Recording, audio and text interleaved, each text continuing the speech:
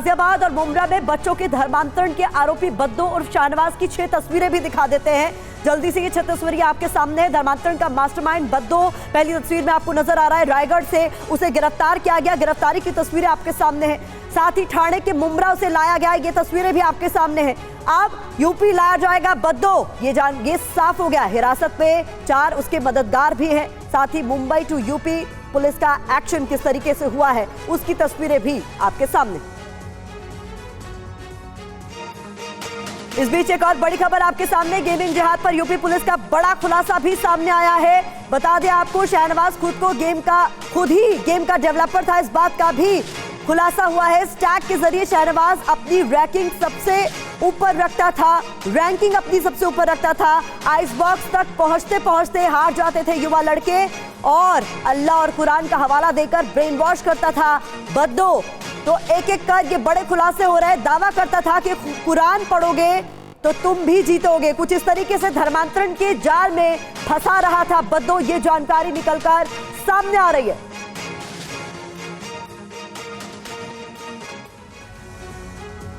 तो किस तरीके से धर्मांतरण के जाल में फंसाने की पूरी साजिश बद्दो की तरफ से रची जा रही थी, इसको लेकर भी हर दिन बड़े खुलासे हो रहे हैं। और अब जब ट्रांजिट रिमांड मिल चुकी है, पुलिस पूछताछ करेगी तो और कई बड़े खुलासे होंगे। लेकिन अब तक की जानकारी में जो सामने निकल कर आया वो बता दें, शाहनवाज मकसूद खान गेम का डेवलपर भी था। ये यूपी पुलिस के सूत्रों के हवाले से जानकारी निकलकर सामने आ रही है। गेमिंग के बीच में स्टैक डालता था शाहनवाज उर्फ बद्दो।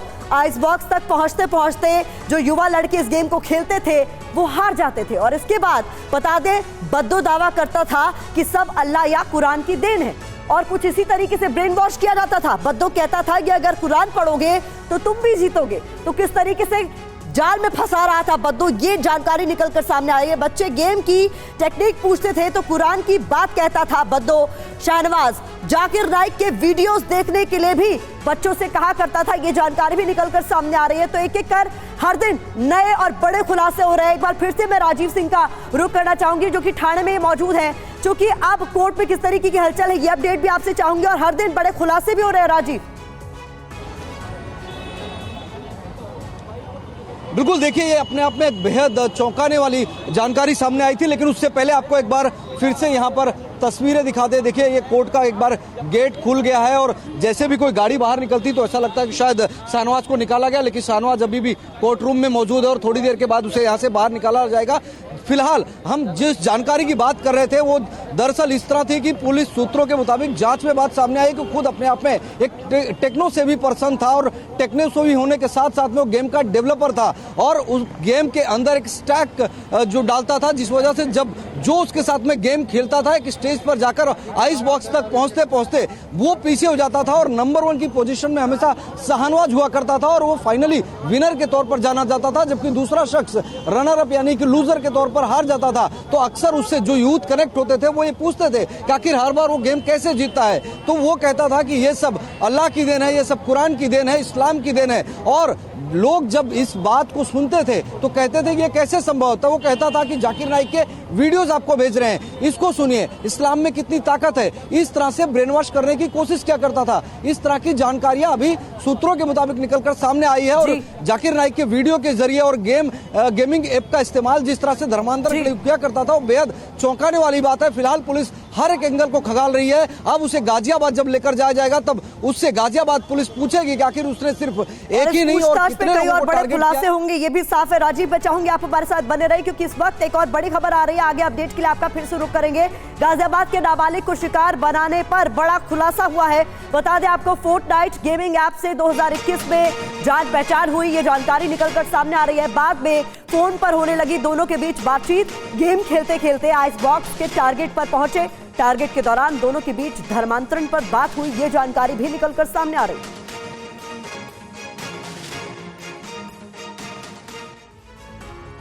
तो एक एक कर बद्दो की ओर से सनसनीखेज कबूलनामे भी सामने आ रहे हैं। इससे जुड़ी हुई एक और जानकारी आपके सामने जल्दी से रख दें। गाजियाबाद के नाबालिग को किस तरीके से बद्दो ने बनाया शिकार, जानकारी जो निकलकर सामने आ रही है वो ये, फोर्टनाइट गेमिंग ऐप से 2021 में दोनों के बीच जान पहचान हुई और इसके बाद शुरुआत में डिकोड सिस्टम के जरिए बातचीत होती थी दोनों के बीच में। जानकारी ये भी कि बाद में फोन पर दोनों के बीच बातचीत होने लगी। इसके अलावा दिसंबर में 2021 में दोनों में वैलोरेंट गेम ये दोनों खेलने लगे। इसके अलावा गेम खेलते खेलते आइस बॉक्स के टारगेट पर पहुंचे। टारगेट के दौरान दोनों के बीच धर्मांतरण को लेकर भी बातचीत हुई, ये जानकारी भी निकलकर सामने आ रही है।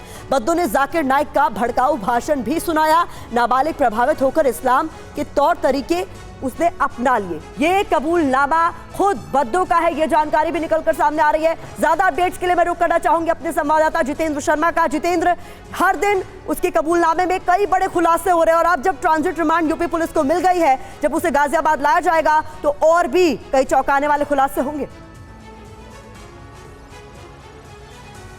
जी बिल्कुल, देखिए रिमांड पर लेने के बाद सबसे पहले ट्रांजिट रिमांड पर लाने के बाद उसे गाजियाबाद कोर्ट में पेश किया जाएगा और बद्दो को यहां से गाजियाबाद पुलिस कोशिश करेगी रिमांड पर लेने की। और रिमांड मिलने के बाद जाहिर सी बात है उससे फिर आगे की पूछताछ की जाएगी, जानने की कोशिश की जाएगी कि आखिरकार उसने किस तरीके से फोर्थ नाइट ये गेम डेवलप किया, उसमें किस किस ने उसकी मदद की थी। इसके अलावा जो चैटिंग वो कर रहा था, उस चैटिंग के कुछ वर्ड्स ऐसे हैं जिनको भी डिकोड करना बाकी है, उनके बारे में उससे पूछताछ की जाएगी। और सबसे दिलचस्प बात जो अब तक की तफ्तीश में सामने आई, जिसका जिक्र आप अभी कर भी रही थी, कि जिस तरीके से लगातार शिकायतकर्ता के साथ वो खेल रहा था, उसमें एक और हैरान कर देने वाली बात यह है कि वो शिकायतकर्ता को बोलता था कि अगर तुम्हें जीतना है तो आयतें पढ़ो, और शिकायतकर्ता को अल्लाह में या फिर कहें उन कुरान की आयतों में यकीन दिलवाने के लिए वो खुद हार जाता था कई बार और सामने वाले शख्स को यानी कि शिकायतकर्ता को जितवा देता था। तो उससे कहीं ना कहीं सामने वाले का विश्वास बढ़ता था और उसने धीरे धीरे जो इस्लाम के धर्म की जो मान्यता है उनको अपनाना शुरू कर दिया था। और ये बात जब पूछताछ में सामने आई तो अब जाहिर सी बात है अब गाजियाबाद पुलिस ये जानने की कोशिश करेगी कि आखिरकार और कितने बच्चों को उसने इस तरीके से चैट कर अपनी बातों के अंदर फंसाया था। इसके अलावा जो फोन को लेकर आया था गुजरात से मुंबई पुलिस के पास के 400 बच्चों का धर्मांतरण किया था, यूपी पुलिस का कहना है कि वो भी पूछताछ का एक अहम मुद्दा रहेगा। उस बारे में भी उससे पूछताछ की जाएगी कि आखिरकार क्या गुजरात तक उसका नेटवर्क फैला हुआ था, इसके अलावा उसका दुबई का कनेक्शन क्या था। तो ये वो तमाम बातें हैं जिनका जवाब अब शहनवाज इलियास बद्दो से रिमांड के दौरान गाजियाबाद पुलिस उनका जवाब लेने की कोशिश करेगी। जी जितेंद्र, मैं चाहूंगी आप और राजीव दोनों मेरे साथ बने रहें क्योंकि एक एक कर कई बड़ी खबरें इससे जुड़ी हुई हमारे सामने आ रही है, उसका रुख करेंगे और फिर आप दोनों से अपडेट के लिए मैं फिर से जुड़ूंगी। गेमिंग ऐप से धर्मांतरण पर एनसीपी ने भी सवाल उठा दिए। जितेंद्र अवार्ड ने मुंब्रा में 400 लोगों के धर्मांतरण पर अब सवाल उठा दिए। ऐप से कैसे हो सकता है धर्मांतरण, ये जितेंद्र अवार्ड ने कहा है। एनसीपी के बयान पर बीजेपी ने पलटवार भी किया है। एनसीपी को कैसे पता कि ऐप से धर्मांतरण नहीं हो सकता? जांच से पहले ही आरोपी को बेगुनाह बता रही है एनसीपी, कहना राम कदम का है। तो क्या आपकी मांग रही है? ऐसा है, कौन अरेस्ट हो गया? शाहनवाज क्या करता है? ऑनलाइन गेम के जरिए से वो ऑनलाइन गेम के जरिए करता है। 400 लड़के मुमरा के है क्या? नहीं। तो फिर हम पूछ रहे हो, वो शाहनवाज को पकड़ो और फांसी दे दो, हमको क्या करने का है? मुमरा का बच्चा है क्या कोई? और गेमिंग से धर्मांतरण होता है क्या? मजाक है क्या? मुसलमान बच्चा दिखा, गेमिंग का नाम दिया, डाल दिया, बोल दिया धर्मांतरण। मुसलमानों को बदनाम करने में लगता क्या है? क्या किया शाहनवाज ने? गेम से कभी धर्मांतरण होता है क्या? मूर्ख समझते हो लोगों को? नेताओं की क्या मति खो चुकी है या मस्तिष्क के स्मरण में कोई गजनी का प्रभाव हुआ है? क्या कारण है? खोखली दलील देते हुए वे कह रहे हैं कि गेमिंग ऐप से कोई धर्मांतरण नहीं होता। क्या इसके पूर्व जो गेमिंग ऐप थे, पबजी हो या अन्य कोई ऐप हो,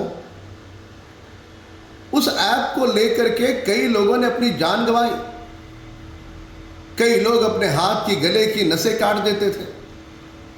सारे देश ने ये देखा है। ये पता होने के बावजूद भी राष्ट्रवादी दल के नेता की ओर से जो खोखली दलील आती है वह यह दर्शाती है कि चुनावी राजनीति के लिए वे तुष्टीकरण की राजनीति को आगे बढ़ा रहे हैं। धर्मांतरण के इस मामले पर किस तरीके से अब सियासत भी शुरू हो गई है, ये हम आपको दिखा रहे हैं। एनसीपी वर्सेस बीजेपी को आप सुन रहे थे। राजीव सिंह का मैं रुक करना चाहूंगी। राजीव, अब इसको लेकर सियासत भी शुरू हो गई है। एनसीपी कह रही है कि गेमिंग ऐप के जरिए कैसे हो सकता है धर्मांतरण, और उस पर अब बीजेपी भी जवाब दे रही है।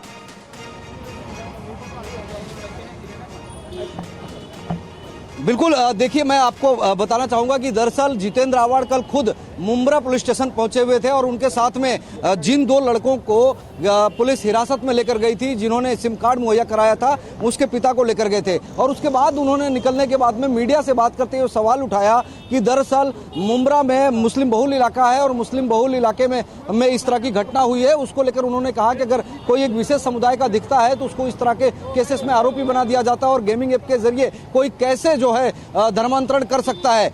इसको लेकर बीजेपी की तरफ से जवाब आया है कि इसके पहले भी लोगों ने देखा है, ऐसे कई गेमिंग ऐप है जिसके खेलते खेलते कई बच्चों ने अपनी जान तक दे दी, क्योंकि गेम में एक लेवल तक जाने के बाद में लोगों का इतना ज्यादा उसमें झुकाव हो जाता है, एक्साइटमेंट हो जाता है कि वो अपने मानसिक संतुलन को काबू में नहीं रख पाते और उसके बाद में उन्होंने आत्महत्या तक कर ली है। इसी बात को एक तार्किक तरीके से बीजेपी ने एनसीपी के सामने रखा और सवाल खड़े किया है। रही बात ये नेताओं की बात है, लेकिन इस पूरे मामले में जहां तक इन्वेस्टिगेशन की बात है, जिस तरह से गिरफ्तारी की गई है, पूरे जांच पड़ताल के बात ही की गई, क्योंकि जो चैट है वो सामने है, जिस तरह से बातें होती थी, बयान पीड़ित का सामने है, उसके पिता का बयान सामने है, क्योंकि एक ऐसा शख्स जो कि एक खास समुदाय से, हिंदू समुदाय से ताल्लुक रखता था, वो अचानक से मस्जिद में जाने लगता है, 5 वक्त की नमाज। बिल्कुल, और ट्रांजिट रिमांड जो कि यूपी पुलिस को मिल गई है और इसके बाद जांच के बाद ही सामने आएगा कि इस पूरे मामले का सच क्या है।